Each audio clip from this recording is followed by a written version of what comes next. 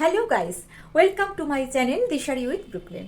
Maximum মায়েদের একটা common সমস্যা হচ্ছে তারা বাচ্চাদেরকে খুব ভালো করে বাড়িতে পড়িয়ে লিখিয়ে স্কুলে কিংবা পরীক্ষার হলে পাঠাচ্ছেন, কিন্তু বাচ্চা স্কুলে গিয়ে কিংবা পরীক্ষার হলে সেই প্রোগ্রেসটা আনতে পারছে না। এমনও হয় যে বাচ্চা কিন্তু জানা জিনিস ভুল করে আসছে, মায়েরা বারে বারে বলে দিচ্ছেন যে এই ভুলটা তুমি করবে না, এই ভুলটা তুমি করবে না, বাচ্চা সেই ভুলটাই করে এলো।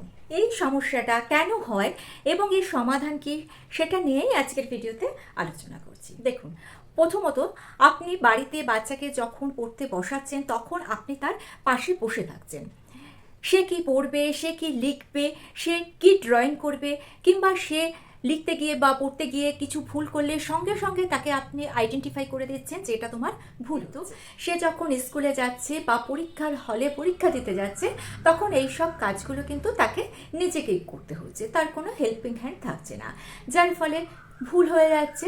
তাহলে এই সমস্যার সমাধান কিভাবে করব? প্রথম পয়েন্ট, বাচ্চাকে যখন বাড়িতে পড়তে বসাবেন তখন আপনি তার কাছে বসবেন, কিন্তু কখনোই আপনি প্রথমেই বলে দেবেন না কি করতে হবে। অর্থাৎ আমি বলতে চাচ্ছি, বাচ্চাদের বইতে যে অ্যাক্টিভিটিগুলো থাকে, ধরুন ড্রয়িং করতে হবে, কালার করতে হবে, কিংবা বিল্ডিং লেটার করতে হবে, সেগুলো আপনি বলে দেবেন না। ওকে বলুন যে তুমি দেখে বোঝো যে এখানে তুমি কি করবে, ওকে একটু সময় দিন। একটু সময় কিন্তু আপনাকে সমস্ত অ্যাক্টিভিটিগুলোর উপর যে ইন্ডিকেশনগুলো লেখা থাকে সেটা কিন্তু ওর পক্ষে পুরোটা পড়া সম্ভব নয়, কারণ যে কোনো নার্সারির বাচ্চার পক্ষে পুরো একটা সেন্টেন্স ভালো মতো পড়া কিন্তু সম্ভব নয়। তবে পড়তে ও যদি নাও পারে তাহলে ওকে দেখতে দিন, দেখে কিন্তু কিছুটা শিখবে। দেখুন, যদি ফিল ইন দ্য ব্ল্যাঙ্কস থাকে তাহলে কিন্তু ও একটা গেস করবে যে এখানে ফিল ইন দ্য ব্ল্যাঙ্কস করতে হবে। যদি জাম্বেল ওয়ার্ড থাকে সেখানেও ওকে দেখে বুঝতে হবে যে এখানে কি করতে হবে। ওকে একটু গেস করতে দিন, একটু সময় দিন, ওকে বুঝতে দিন, ওর ব্রেনটাকে একটু কাজ করতে দিন। আপনি যদি আগেই সব কিছু বলে দেন তাহলে ওর ব্রেনটা কোনো দিনই কিন্তু কাজ করবে না। এক একটা বাচ্চা এক এক রকম হয়। কিছু বাচ্চা আছে যারা খুব সহজেই কিন্তু ধরে ফেলে, আবার কিছু বাচ্চা আছে যাদের একটু ধরতে সমস্যা হয়।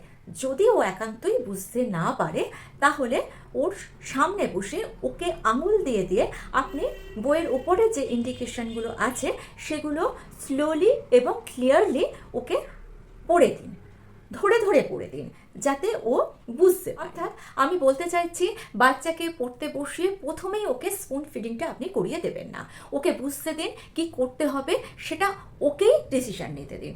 আস্তে আস্তে দেখবেন ও ঠিক বুঝতে পারে। নাম্বার 2, স্কুলে যদি কোনো বিষয় বুঝতে অসুবিধা হয় তাহলে ওকে বলুন যেন অবশ্যই টিচারকে জিজ্ঞাসা করতে। অনেক বাচ্চাই কিন্তু ভয় পায়, ভাবে যে টিচারকে জিজ্ঞাসা করলে টিচার হয়তো বকবে, পানিশ করবে, কিন্তু ওকে বোঝান যে টিচার তোমাকে কিছু বকবে না, কারণ টিচার তোমাকে হেল্প করার জন্যই আছে। এরপরেও যদি ওর কোনো সমস্যা হয় সেক্ষেত্রে আপনি একটু টিচারের সঙ্গে গিয়ে কথা বলুন। নাম্বার 3, ভীষণ ইম্পর্টেন্ট পয়েন্ট, সব মায়েরা আমার ওপর প্রচণ্ড রেগে যাবেন, কিন্তু একবার একটু ঠান্ডা মাথায় ভেবে দেখবেন। সেটা হলো, আমি অনেক মায়েদের দেখি স্কুলের সামনে দাঁড়িয়ে দাঁড়িয়ে খাতা পেন্সিল নিয়ে লিখছেন। এটা করবেন না। বুঝে গেছেন নিশ্চয়ই আমি কি বলছি? হ্যাঁ, বাচ্চা স্কুল থেকে ঠিকঠাক লিখে আসছে না, সেগুলো মায়েরা স্কুলের বাইরে দাঁড়িয়ে দাঁড়িয়ে অন্য বাচ্চার থেকে লিখছেন। এটা একেবারেই করবেন না। আপনার বাচ্চা যেদিন প্রথম স্কুলে যাবে সেদিন থেকে তাকে বলে দিন যে স্কুলে যা পড়াবে, স্কুলে যা লেখাবে, সমস্ত কিছু কিন্তু তোমাকে লিখে আনতে হবে, সমস্তটা তোমাকে বুঝে আনতে হবে। আপনি একটা বিষয় চিন্তা করে দেখুন, প্রত্যেকটা বাচ্চার কিন্তু সেখানে সেম এজ, আপনার বাচ্চাও কিন্তু পারবে। আপনি যদি একদিন ওকে এই প্রশ্রয়টা দেন যে তুমি লিখে আনো রে, ঠিক আছে, আমি অন্য বাচ্চার থেকে লিখে নিচ্ছি, কিংবা অন্য বাচ্চাকে ফোন করে আমি জেনে নিচ্ছি যে কি করতে দিয়েছে, ও এই সুযোগটা কিন্তু রোজ নেবে।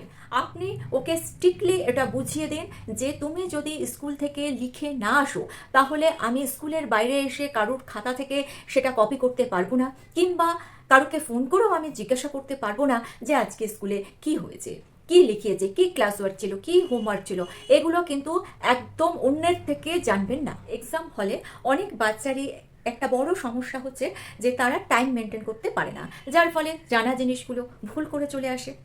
ঘটনাটা হচ্ছে, আপনি যখন ওকে বাড়িতে লিখতে দিচ্ছেন তখন ও অনেক সময় নিচ্ছে।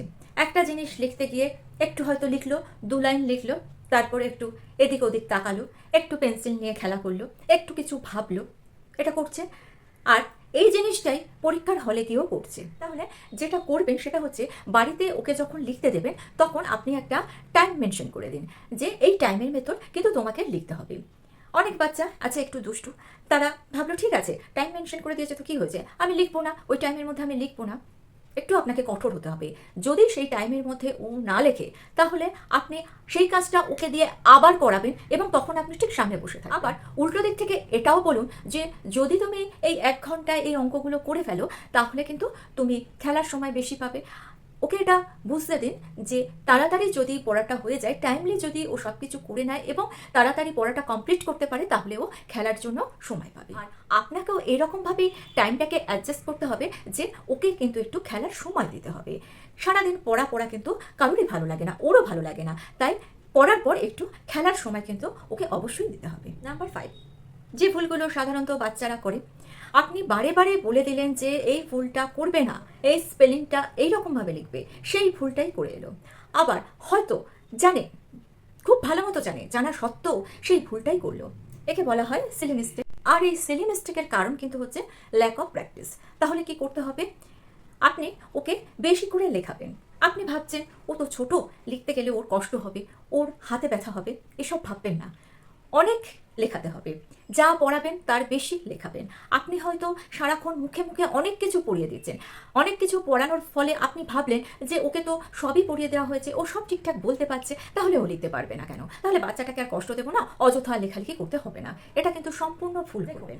লিখতে গিয়ে পরিশ্রম হবে, সময় লাগবে, লাগুক। 5 থেকে 6 বার যে জিনিসটা আপনি পড়াচ্ছেন সেই জিনিসটাই ঠিকঠাক তৈরি হয়ে যাবে যদি একবার লেখান। সপ্তাহে 2 দিন কিংবা 3 দিন বাচ্চাকে পরীক্ষা নিন, ঠিক যেভাবে স্কুলে পরীক্ষা নেওয়া হয় সেভাবে।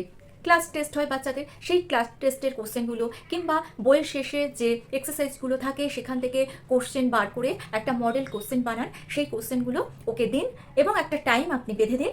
টাইমের মধ্যে সেই কোশ্চেনগুলোকে ওকে সলভ করতে দিন। তারপরে খাতাটা কিন্তু অবশ্যই দেখবেন, খাতা দেখে ওকে নম্বর দিন। দেখবেন যে নম্বরটা ও পাচ্ছে সেটাতে কিন্তু বেশ খুশি হচ্ছে। যেগুলো ভুল হচ্ছে সেগুলো আইডেন্টিফাই করে ওকে আবার একটু লেখান। সেদিন ভালো না লাগলেও পরের দিন একটু সেগুলোকে আইডেন্টিফাই করে লেখান। অনেক সময় তো স্পেলিং ভুল হয় কিংবা কোশ্চেনের অ্যান্সার যেগুলো ভুল হচ্ছে সেগুলো একটু রিপিট। এর ফলে কি হবে, ওর মধ্যে কিন্তু পরীক্ষার যে একটা ভীতি সেটা কিন্তু থাকবে না। আর সব সময় ওর কানের সামনে পরীক্ষা পরীক্ষা পরীক্ষা এসব বলবেন না। ওর পরীক্ষার ভীতিটা যেমন কেটে যাবে সেরকমভাবেই কোশ্চেন পেপারটা যখন পরীক্ষার হলে ও হাতে পাবে তখন সেটাকে নতুন কিছু মনে হবে না। এগুলো ফলো করুন। 5টা পয়েন্ট কিন্তু বলে দিলাম, এগুলো যদি ফলো করেন তাহলে দেখবেন আপনার বাচ্চার প্রোগ্রেস আপনা আপনি আসছে। আর ভিডিওটা ভালো লেগে থাকলে চ্যানেলটা সাবস্ক্রাইব করে নিয়ে পাশে থাকা বেল আইকনটা প্রেস করে দিয়ে অল অপশনটা ক্লিক করে দেবেন, তাহলে যখনই নতুন কোনো ভিডিও আপলোড করবো তার নোটিফিকেশন আপনাদের কাছে পৌঁছে যাবে। Thanks for watching.